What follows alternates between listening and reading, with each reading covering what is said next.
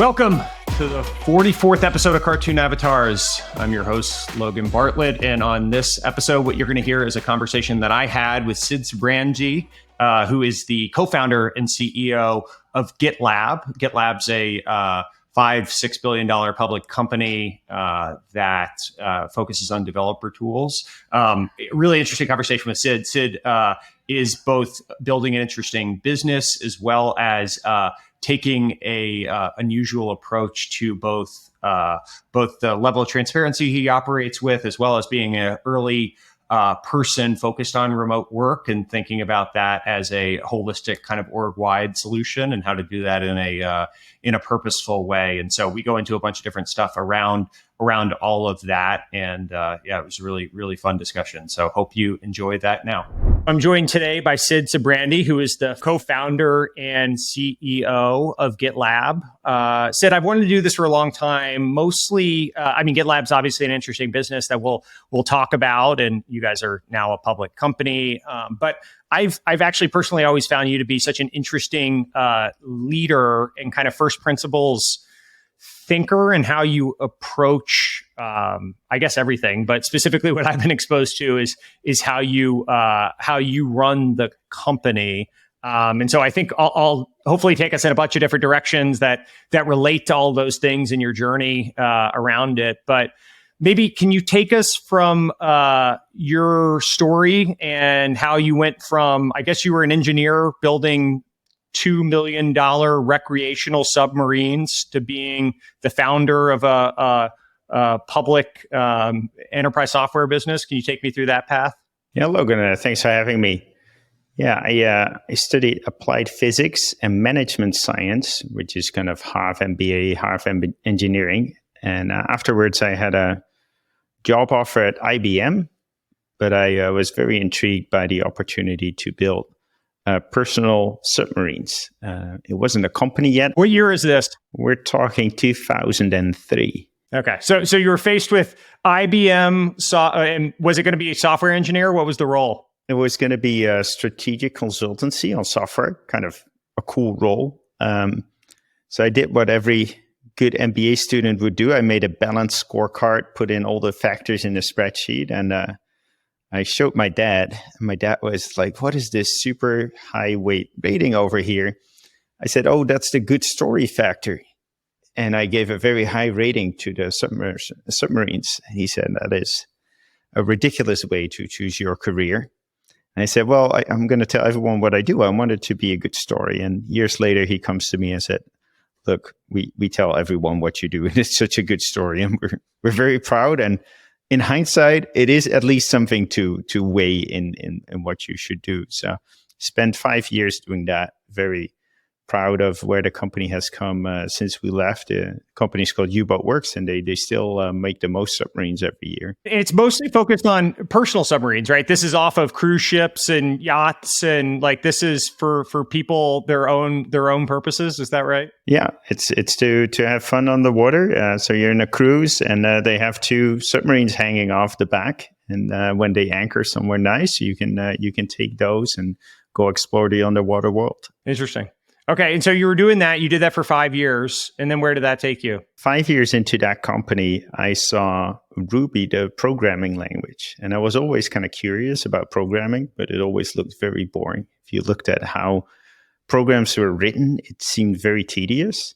And I look at this new programming language, or new to me, and it was beautiful. It read so much better. So I was intrigued. I'm like, okay, now I'm going to give it a go. I'm going to give it a try. I bought a book and taught myself how to program.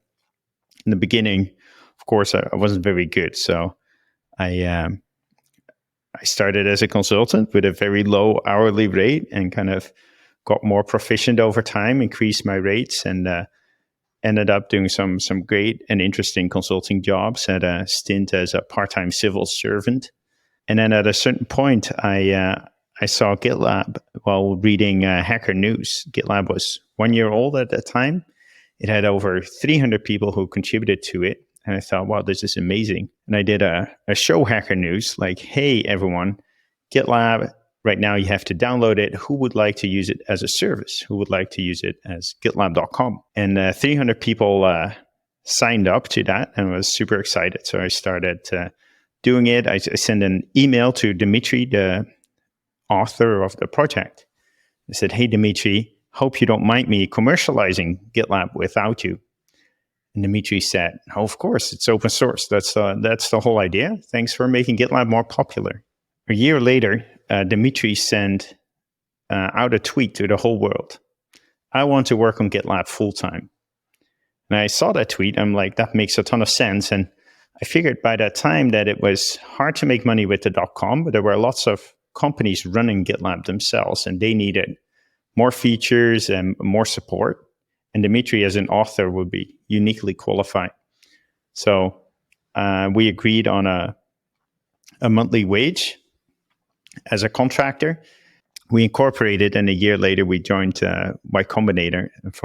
We were 9 people, I think, or 7 people in 2015. Just to back up a little bit for people that don't know, so GitLab, as it was an open source project that you just got intrigued by. What drew you to this open source project in particular? What really stood out? And then maybe if you can give a little bit of a primer on how open source projects work, right? Because there's the author, but then you're going to start a company around it without the creator of this. And so maybe you can give a little bit of a primer of how that's even possible. Yeah, so GitLab is a single application that does everything you need in DevOps. It's a DevOps platform, and you can go all the way from planning what you want to make, writing that software, checking that, making sure you run all the tests, making sure it's secure, deploying that, and monitoring the result. GitLab is the most extensive DevOps platform. And what you get is a much faster, easier, more secure way to write software. GitLab is also open core. So when I saw it, it was open source. All the code was available to everyone. And we started a company and we tried to charge people for support. But it's kind of like a perverse incentive, because if you charge for support, when a customer comes with a problem, you can tell them how to fix it. The best thing is to also tell the documentation how to fix it. But then the next customer doesn't need your services anymore. So over time, we started doing something else. We started making proprietary features on top of the open source. Those proprietary features, if you use them, you have to pay us a subscription. You can still view the source code, you can still contribute to it and modify it. And today, hundreds of improvements every quarter are driven by our users and our customers who are contributing back. The open source part of the license allows people to have permissionless innovation. Anyone can do anything they want with the open source part, including me taking that and running GitLab.com. But you could run an alternative to GitLab.com today, and you wouldn't have to ask for permission, and multiple organizations and people do that. So it's an interesting concept just in general. I mean, there's this open source project and there's someone else out there. You see it, you're intrigued by it. And so you're thinking, hey, I'm going to be interested in potentially starting a company around it, right? Initially, it was support contracts for it. Is it true, by the way, that you invested $100,000 that you had made from Bitcoin trading or something? That was where the original money had come from to kind of support the side project? Yeah, that's true. I had a few smaller businesses before, and I doubled the money to 100K by speculating in Bitcoin, and I invested that to bootstrap the company. So paid for everything until we were in Y Combinator in 2015. So first 3 years the company was bootstrapped. That's a great Bitcoin use case right there. And so you see this project and it's an integrated solution, right? And historically, there's the old Jim Barksdale quote that money is made in software or whatever, bundling and unbundling.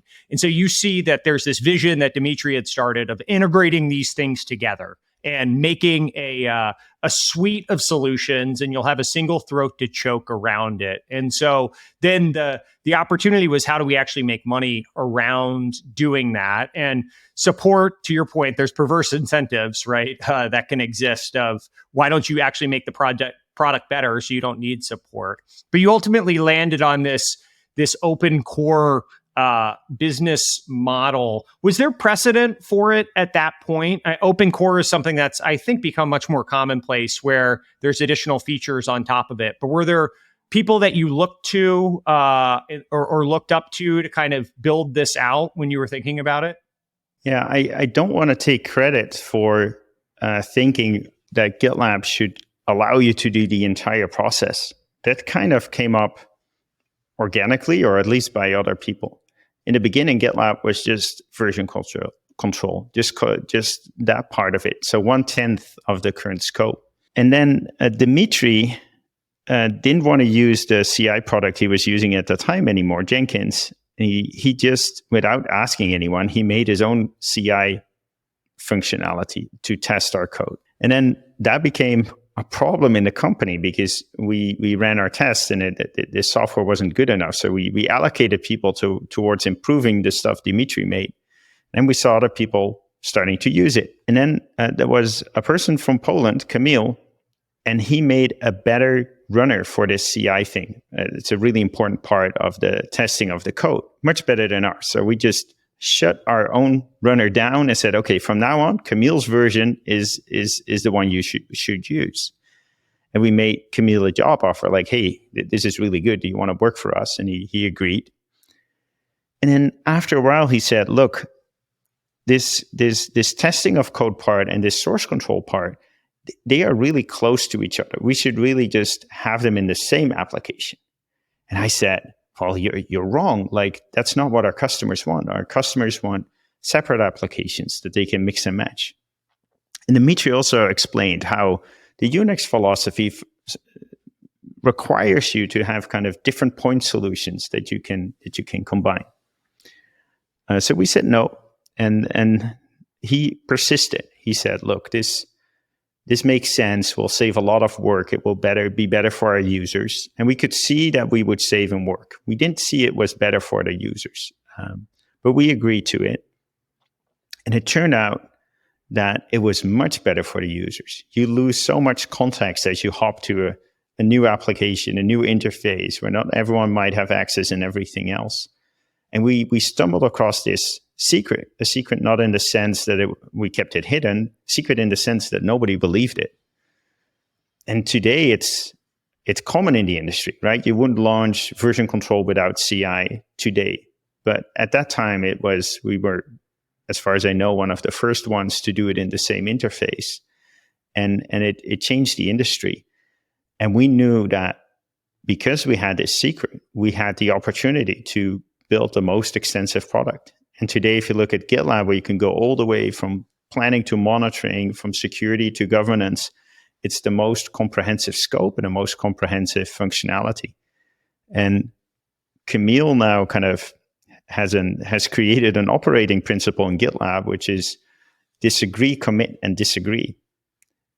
Some other companies do disagree and commit. Really important that you can disagree, and then if a decision is made, that you work to make that decision effective, even if you don't agree with it.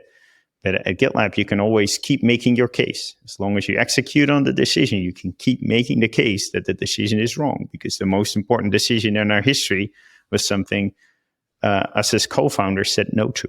That's fascinating. And I mean, one of the other things that you've done, obviously you've taken the company all the way to IPO, but one of the things I found most fascinating in watching you all operate is you espoused transparency in such a meaningful way, right? And I think you did it internally with employees, from what I've heard, but then also even publicly as you built out this suite of products, right? I remember, I assume there's still elements of this that were on your website, but I remember 5 years ago going to your website and looking, and you had your product roadmap, or some of the things that you were working on and when you were going to deliver it, and all of that across this very broad surface area of product. And so with contrast to, I don't know, Apple on the other end, right, who never tells you what they're working on and they do this big reveal. Can you talk about transparency as like a cultural value for you, and and I don't know, some of the interesting stories as it relates to things that you made transparent in the ecosystem? Yeah, we started with transparency because we were building a commercial company around an open source project. And what you typically see is that the wider community kind of becomes less active. You kind of push them away. Because what fun is it contributing to a black hole? You contribute to a project, but you don't see all the inner workings of what happens. And from a cultural standpoint, for people that don't know the open source world, like initially this starts as like almost a nonprofit or a social good to some extent, where it's just, hey, we're going to make the world a better place and have this out there. And then inevitably the tension of there being a company around it is, hey, why are we going to keep working on this if it's going to make someone else make a lot of money around it? Is that fair in some of the tensions that exist? I think that tension is not so much that people don't want other people to make money. It's more that it's very frustrating if you contribute to something and then someone, for reasons unknown to you, takes it in a direction that you don't agree with. And it's not even that everyone has their own interest. I think that's okay. It's more that you don't see what happens and you don't understand what happens. And there's also, if the company makes a mistake, there's no kind of early warning signs like, oh, they've really implemented something that doesn't make sense to me.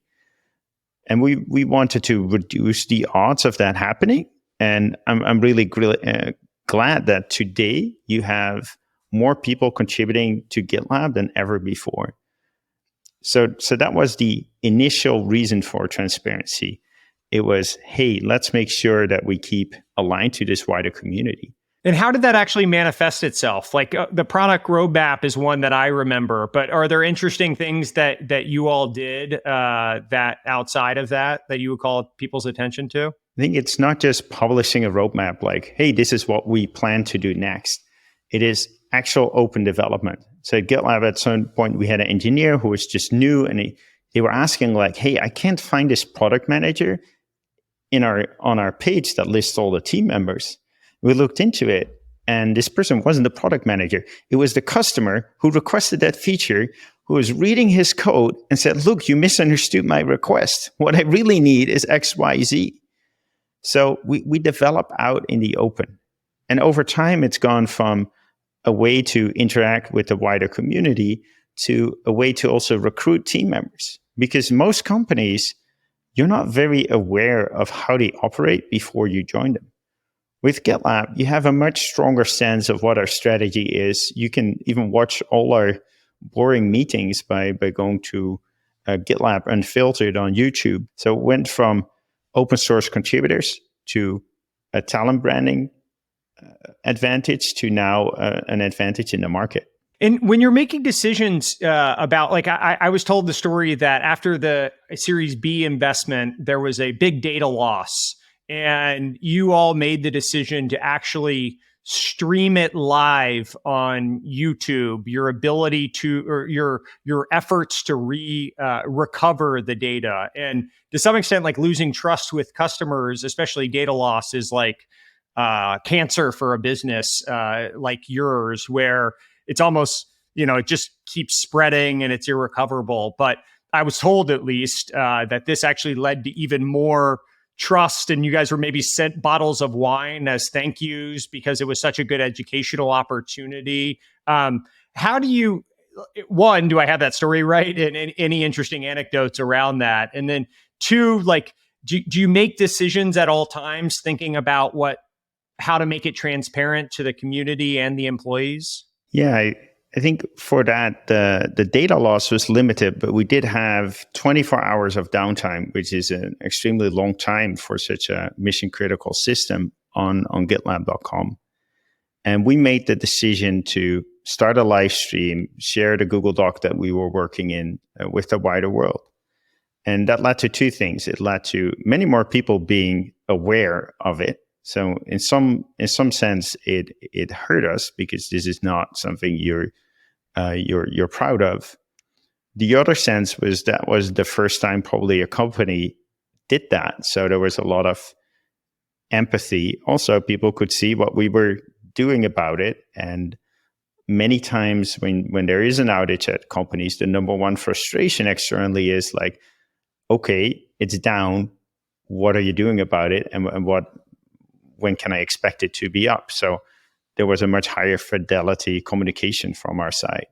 So I think it has pros and cons, but at GitLab, we don't have to think about the pros and cons as much as like, we're transparent. This is what we're trying to do. And although our number one value is results, if we're not sure, we'll be as transparent as we can be. Internally, as you think about transparency, I mean, there's sort of the Bridgewater, Ray Dalio, one end of the spectrum where I think all meetings, with the exception of stuff from a compliance standpoint, can be watched or dropped into by other people. There's the practical implications of transparency, right? Of like, hey, I'm giving negative feedback to you on your performance, or hey, I'm going through something personal and I don't want the entire company to know. How do you think about the balance of transparency versus just, empathy, right? Or some of the things that maybe shouldn't be out in the open with, in particular, employees, less so the company side of things? Yeah, I think a negative feedback about someone's performance is really tough to have in the open. I think it makes it harder to talk about it. I think it makes it harder to accept the feedback. And at GitLab, that is something we are not transparent about. We keep that to a limited group. I do think that the majority of content should be more transparent. And I mentioned streaming some meetings just to the public internet. I also have a CEO shadow program where people join like 80% of my calls. And if that's a one-on-one with a report, typically it's 20 minutes that they join.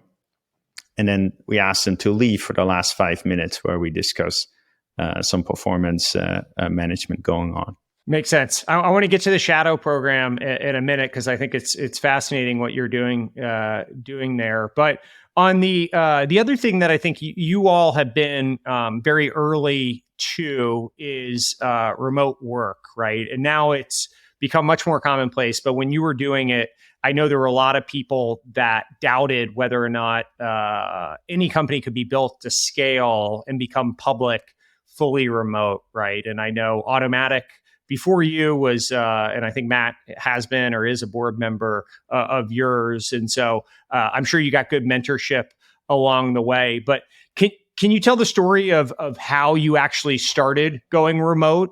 Because my understanding is it wasn't purposeful originally. That obviously you and Dimitri, you had mentioned he was in the Ukraine, but this wasn't something that you philosophically believed originally that you were going to do, right? Yeah, it's not something that we set out to do. One of our company operating principles is boring solutions. We don't try to reinvent the wheel. But Dimitri was in Ukraine. The first team member that we hired was in Serbia, and I was in the Netherlands. So we kind of started off remote. I hired a few people in the Netherlands, and I found that something very peculiar happened. I would ask them to show up on Monday to my office at my home. And they typically came in the second day, and then the third day they didn't show up. The first time that happened, I was a bit puzzled, like, what's wrong? And they were like, yeah, well, might as well do it from home. We were kind of remote first, like we were using video, we were using Slack, we were using GitLab issues. So we kind of let that happen. And then we joined Y Combinator, and they said, okay, this works for engineering. It doesn't work for marketing. It doesn't work for sales. And we're like, okay, makes total sense. We'll get an office. We got one, but the same thing happened. People stopped showing up after 2 days because why sit next to Sid on video calls the whole day when it's better to not have the commute and focus on your own work. At some point, we kind of got opinionated about it, but like, this works really well, and it's not going to work as well if we have some people at the office and some people remote. So we're just going to be a remote company from now on, unless we see that it doesn't scale. But of course, it scales much better than sitting in an office together. Like sitting in a room together works really well with 7 people. It works really badly with 1,000 people. So as distances increases in your no longer in the same room, no longer on the same floor, no longer in the same building, no longer on the same continent. Like there's decreasing returns to in person. So I think the how does it scale is kind of, it's almost the wrong way to look at it. Of course, it scales a lot better. And so, I mean, now at the time when you were doing this, you went through YC when, 2014, 15 in that timeline? Yeah, winter 2015. Winter 2015. And so obviously the pandemic, I think, changed a lot of people's perspectives on how these things could work. But I mean, you were to some extent blazing this path without a lot of role models to look up to. And so I'm sure there was a bunch of trial and error to the point that you've actually written a GitLab's Guide to All Remote. And so I think there's a very long, good document about all the kind of principles and things that you all believe about remote.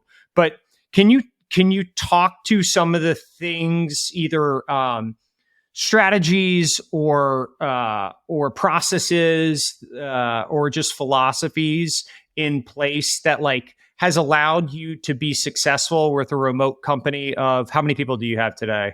Yeah, so we have about over 1,500 people at GitLab today.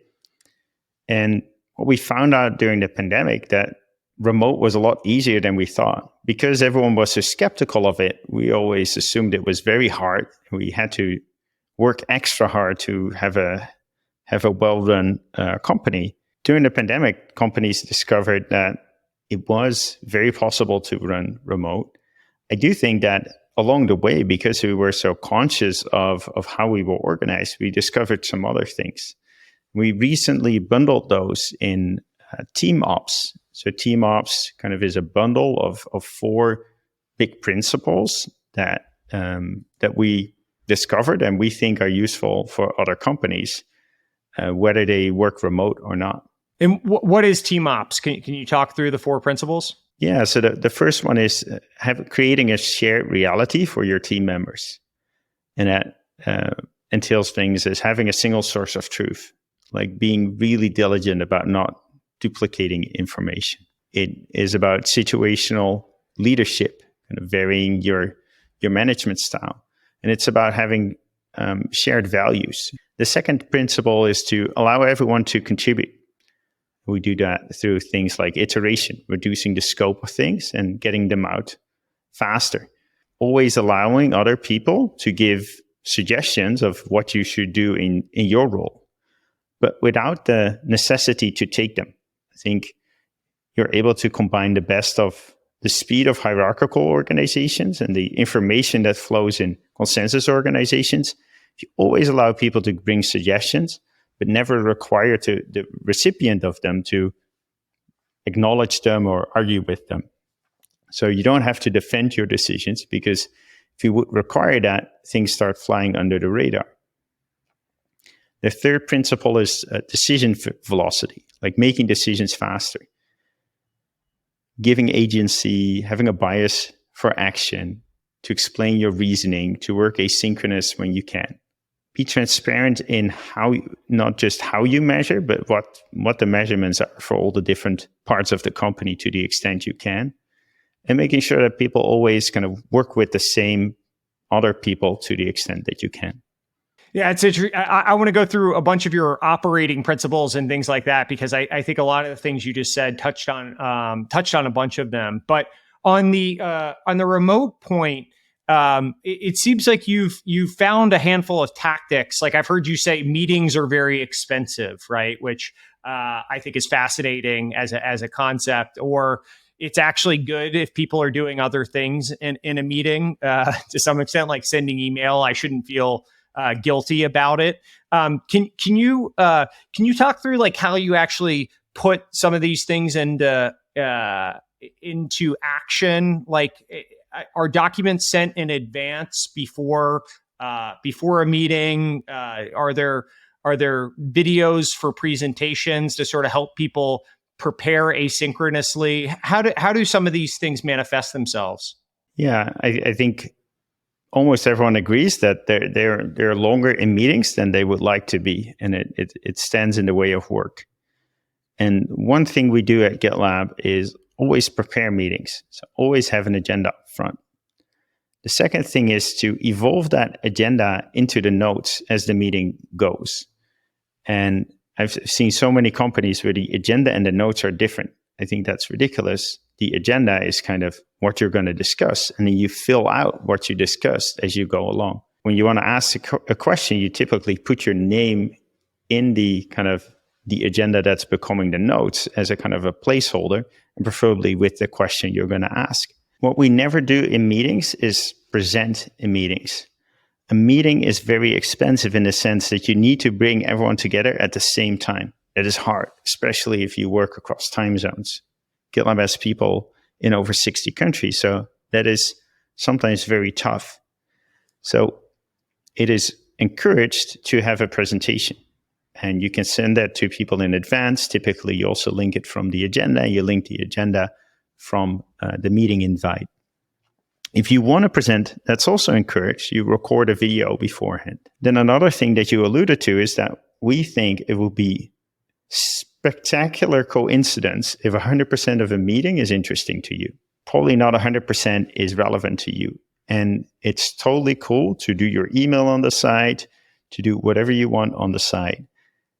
And it's okay to say, oh, sorry, I wasn't paying attention. Can you repeat the question? That is not a problem. It's almost a badge of honor. You're apparently a good manager of your own time. You thought that part wasn't relevant. It also helps that notes are taken, so it's much quicker to get up to speed with the meeting if it suddenly is interesting or something happens. So we try to have quicker meetings and allow you to do some of the prep up front. And we allow you to not have to feel bad if you're looking somewhere else than your camera.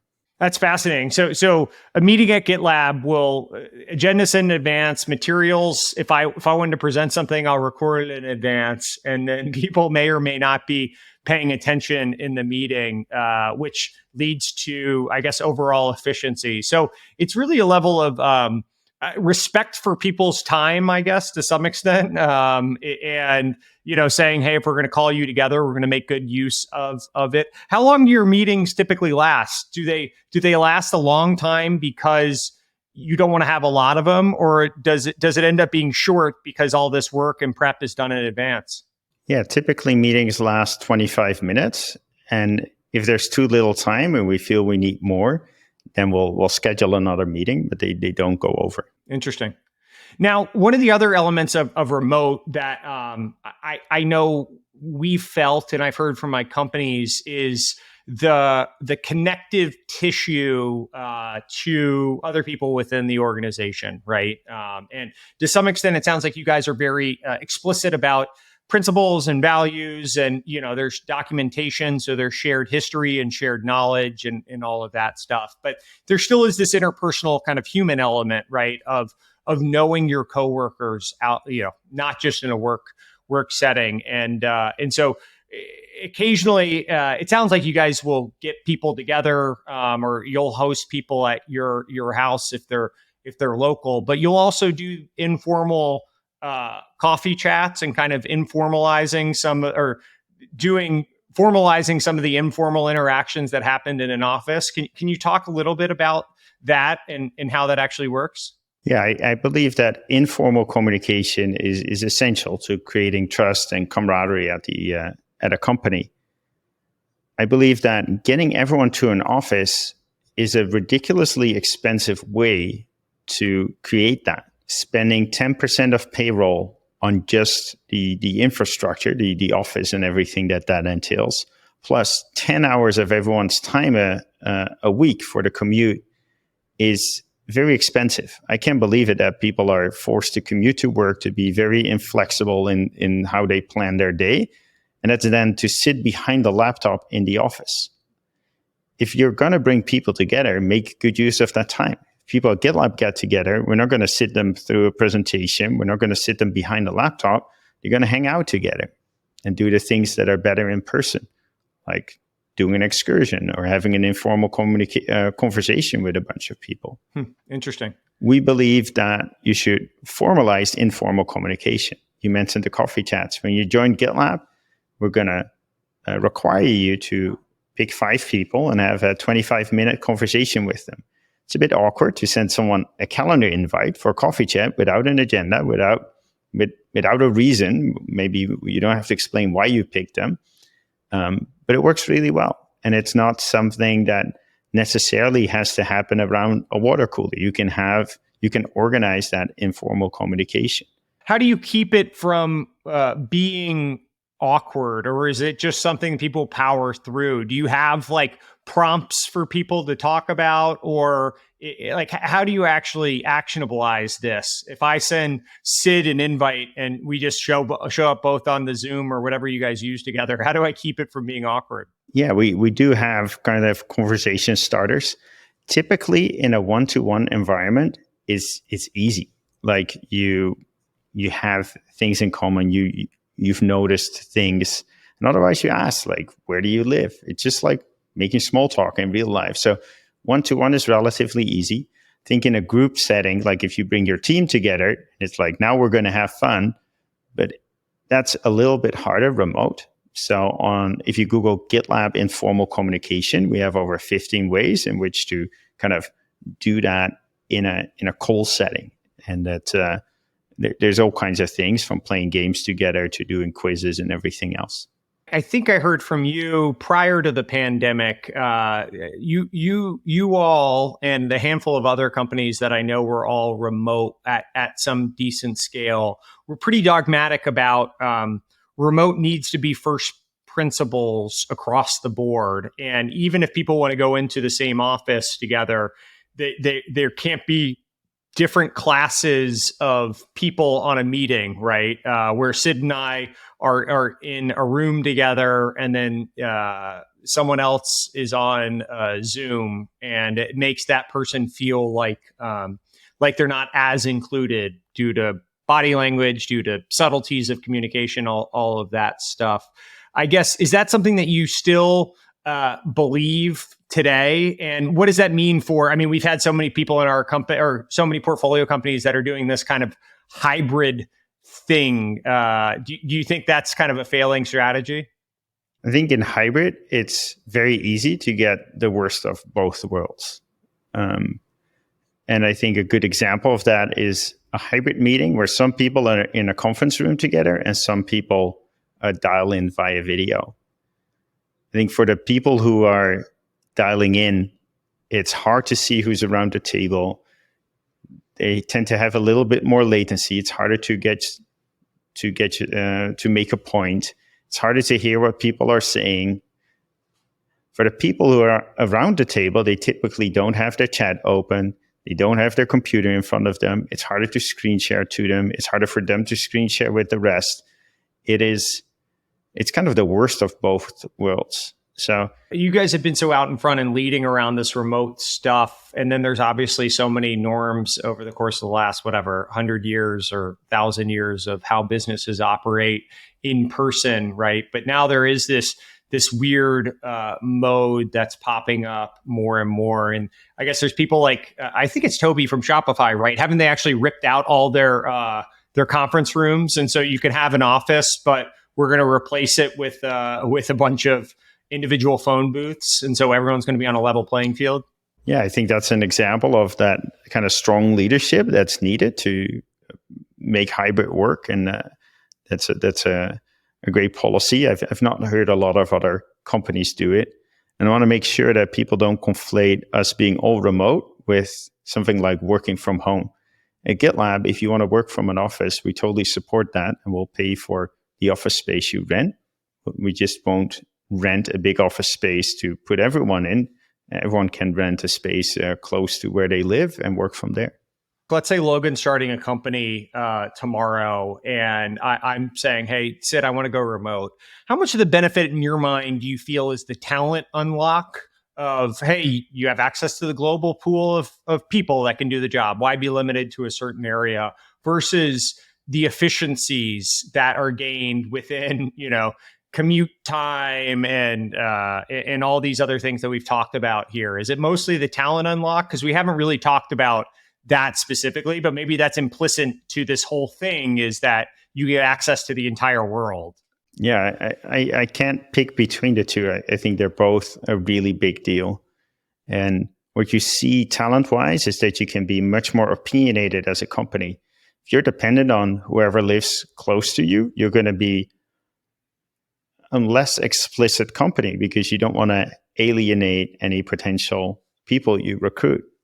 Well, if you have a much broader set of people to recruit from, you can get more opinionated in what you stand for as a business. And I think the benefits for not having to commute and not having to go to that office are great, but they're great both for the employer as for the team member who has a lot more flexibility in how they spend their day. So I want to shift gears a little bit to the operational side of things. And we've touched on a bunch of these earlier, particularly when you were talking about some of the principles that you all have. But one of the ones that you alluded to, I forget the way you said it, but disagree, commit, disagree. I've also heard you say something to the effect of you would rather have someone make a decision quickly and be slightly wrong than slowly and be right. What is this bias to action, and how do you think about just having people operating with less information but moving the ball forward? Yeah, I think most organizations probably should make decisions faster rather than slower. And most decisions are two-way doors. If you make them and it turns out you're really wrong, you have the opportunity to reverse the decision and then to go back. So as long as you can go back, it's probably better to try it and see where you end up rather than wait, because most of the time you tend to be right. Are people empowered to make those decisions at an individual level? Like, how does this actually manifest itself within the company? We try to empower people to the extent we can. We try to push decisions down to the people who have to do the work where we can. We try to make it very clear who is making a decision. Typically, we have a DRI, a directly responsible individual, who can make the decision. We try to prevent consensus decisions wherever we can. How do you go about preventing consensus decisions around, like, is it having this DRI concept of who the person that is ultimately going to own it and it's their call at the end of the day? I feel like people inherently find comfort in consensus because it allows them to share blame if something goes wrong. Yeah, I think so. The opposite of that is accountability, which I think is healthy. And at GitLab, you should give everyone the chance to chime in on a decision. You shouldn't keep it under the radar. But those people who chime in should expect that they might not hear back about what they say. They can expect that the person making the decision will read it, but nothing more. And if they have questions or if they want more information, they'll ask you. We're not going to require the DRI to kind of convince all the people who've chimed in, and they can make the decision. And one of the other things you alluded to earlier was just measuring a productivity and ultimately coming up with, I don't know if you call them OKRs, but coming up with different things that groups ultimately get measured on from an output standpoint. And so I think one of the examples I had heard was like engineers maybe get measured on, or one of the things they get measured on is how many changes they make to code that actually impact customers in a given month or something. I guess how did you come up with a framework of actually coming up with these objectives? Like, was this something that you thought of from a first principle standpoint, that everything should be measurable and therefore we should come up with these different tactics, or did you see someone else doing it? Yeah, what we faced when we started GitLab as being all remote, people say, how do you measure productivity? And we said, well, that's really hard to measure productivity, so we'll do our best. And for example, in engineering is notoriously hard to measure productivity. What we do is we measure how many changes in the software did you make that went all the way to users and customers. And then the requirement for every change is that there's some benefit. Either you improved the documentation, or you added some API, or so you made some flow better, but there has to be some customer benefit. And when we rolled that out, all our engineers said, you know what, this is super easy to game. I'll just make all my changes smaller. And we said, go for it. And we expected that the measurement might kind of stop being useful as people try to game it. But what we found so far that it is a really good way to measure it, because as people break up their work, it becomes easier to review, less risky to deploy, easier to communicate, coordination becomes easier. So it's beneficial if they break it up. We measure them not on an individual basis, but in their team to make sure that collaboration and making each other better is rewarded as well. But we also kind of learned something about a lot of other companies where there's presenteeism, and people are rewarded for showing up early, leaving late. Even some remote companies, the managers are watching kind of what time people come online and things like that. We really discourage that at GitLab. And for example, as a manager, you're not allowed to ask people about their working hours unless you suspect they're working too long. Also, we don't thank people for working outside of office hours. If you want to thank someone for that, that's okay. You thank them directly, but you don't do it in a group setting, because we don't want to incentivize that behavior. Sometimes it's necessary, but we don't want people to think that that's the thing that we're rewarding. And we'd rather have people be able to work during office hours. Did engineers push back the hardest on these OKRs as you were coming up? So what group was the hardest to get on board with it? And then what group has been the hardest to come up with OKRs for? It may be the most qualitative. Yeah, so at GitLab, OKRs are things that we do different in that quarter. What these, like, for example, MR rate, the amount of changes for an engineering group, we call that KPIs, key performance indicators. And the only department that doesn't do KPIs is our legal department. If I'd have to make KPIs for legal, it would be how fast they review things, what ratings they get from other departments, and how much trouble we get into as a company. But we've talked to some other organizations, and it's really hard to capture in metrics. So we haven't gone there. They have agreed to do OKRs, which is also maybe not an everyday thing for legal departments. So very happy about that. You kind of want your legal department protecting against catastrophic risk as one of their main KPIs, but that might be hard to measure on a regular basis. For sure. And so, what group pushed back the hardest? Measuring results is not easy. It's one of the harder things we do, and we frequently have OKRs that specify things that are inputs instead of outputs.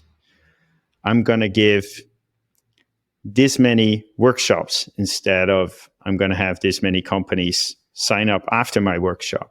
It's hard to measure output and result. And it's a continuous thing we focus on, as well as iterating. Iteration is our toughest value at GitLab. And for example, I regularly do iteration office hours where we discuss with people who bring problems or who bring a case like, hey, what would be ways in which we can make this smaller?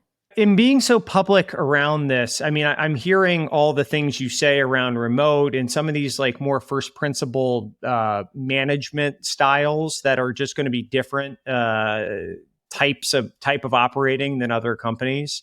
Do you find that when new hires come in, that they have already pre-qualified themselves into being the type of person that would enjoy all this because you are also public around it?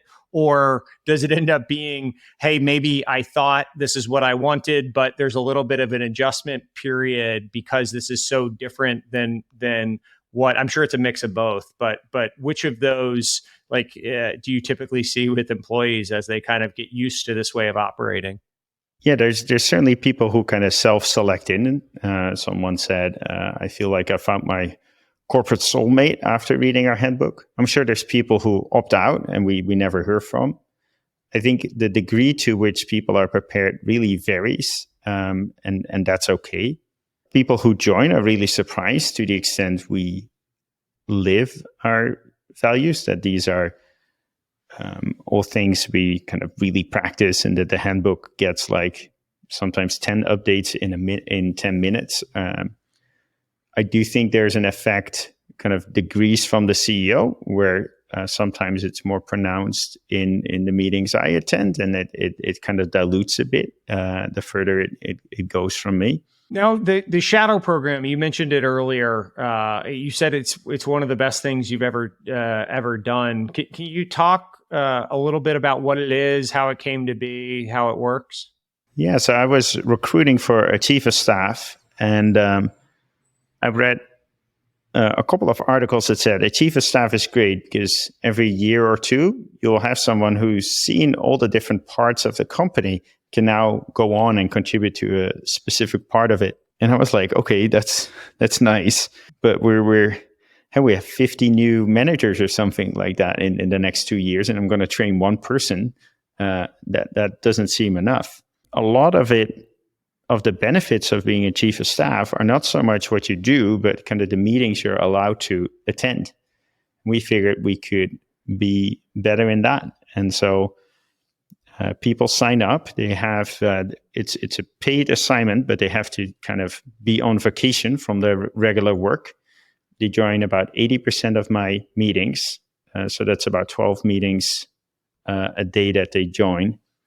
And then they take notes during those meetings. They make changes to the handbook if something comes up during the meeting. They sometimes ask for like feedback or their opinion on things, especially if it's in the function they came from. And they see a lot of all the different functions in the company, which is super important because we're functionally organized. So the first thing that kind of breaks down is the communication between different functions. And if you have a good idea of how other functions are thinking, you'll be more effective in your role. And so are these people that already work at the company and they opt into this as a learning opportunity? How long does it go for? Yeah, it's for 2 weeks. It used to be 3 weeks. I was inspired by medicine, where they say see one, do one, teach one. But we made it see one, teach one. So the second week, you have some additional responsibilities of kind of training the person coming in. It's 2 weeks, and we graduate like 30 people a year. And so these are existing employees at GitLab that are opting into doing this, and they take a break from whatever other job they have to come and do this? Correct. We used to also have people from outside the company participating, a few. That was really cool, but because we're a public company now, and there's a big, you come in touch with material non-public information, we can no longer do that. And so the benefit, you have a chief of staff as well, or is this taking the place of chief of staff? No, I have a chief of staff as well, and her name is Stella. She's been amazing, and she has a whole team of people helping her. So she has about 4 kind of internal strategy consultants who are available to get put on projects that need to move faster, and 2 engineers that assist me with certain things I need or see in the product or want more information on.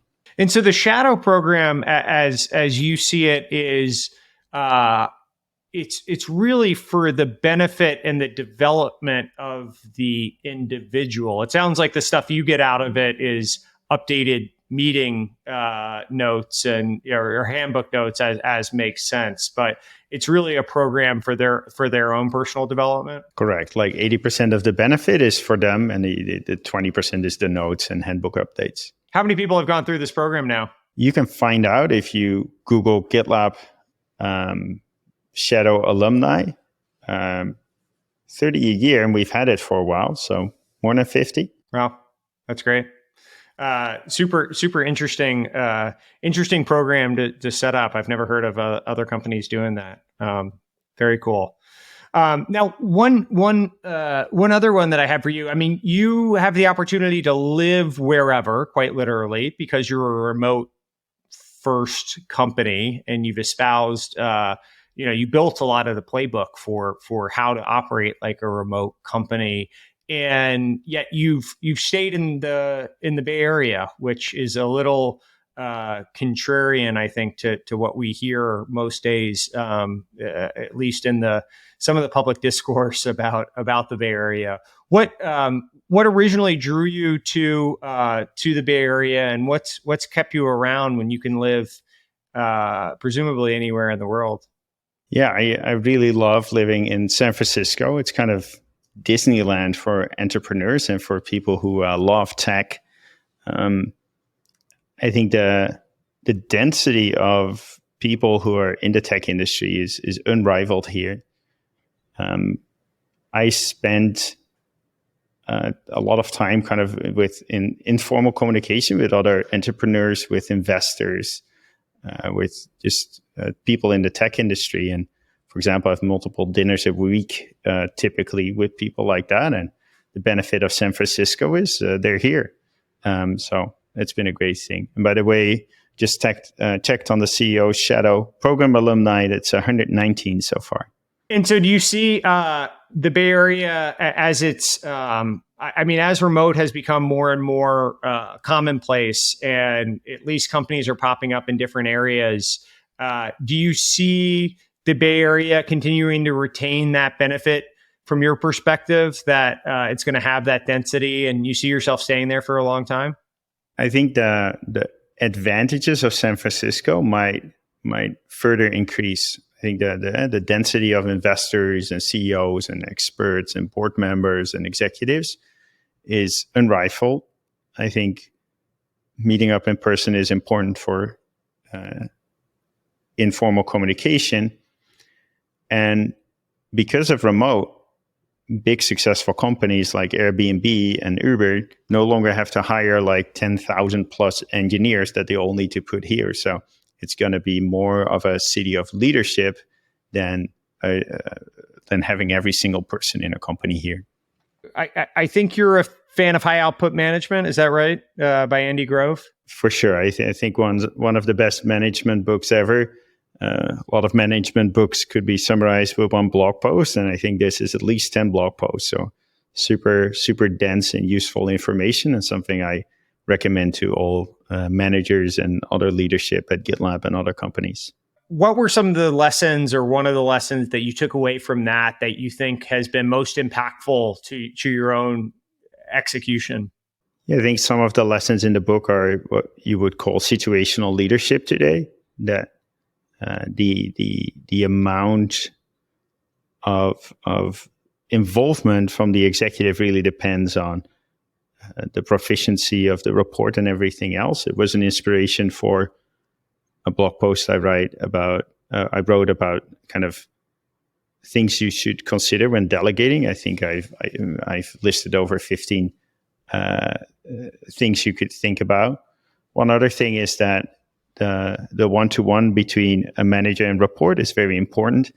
I try to do them weekly, and they tend to be run by the report, which is, I think, the way it should be. Well, Sid, thanks for doing this. Anything that I didn't hit, or any topics that are top of mind for you? No, thanks for the diligent prep, and I hope that people check out GitLab and what we can do for companies. We're very proud that when companies switch to GitLab, they see that they can have a lower spend. They have to invest less in kind of combined duct taping all kinds of tools together, and instead those people doing the duct taping can start doing something useful instead. You see that people are more productive when they don't have to hop between 10 different apps, and they see that they have a faster cycle time between starting an initiative and seeing the result of it. Well, I know one of the, I forget how you termed it, but what is it? Simple solutions? Boring solutions. Boring solutions. You even say it in a more slightly negative way than I was going to frame it, but boring solutions. But I really appreciate how not boring. A lot of the ways that you operate are. I think the level of transparency, being out in front of remote, thinking through all these different programs and that. I mean, you're unique in a lot of ways in how you're operating, and so it's been fun to watch, and I wish you nothing but the best in kind of trailblazing in these ways. It'll be I'm sure there's a lot of people that have already emulated some of the stuff you've done to date, and I'm sure there'll be many more to come. Really appreciate you having me as a guest, and thanks for preparing and bringing back all those stories. Really appreciate it, Logan.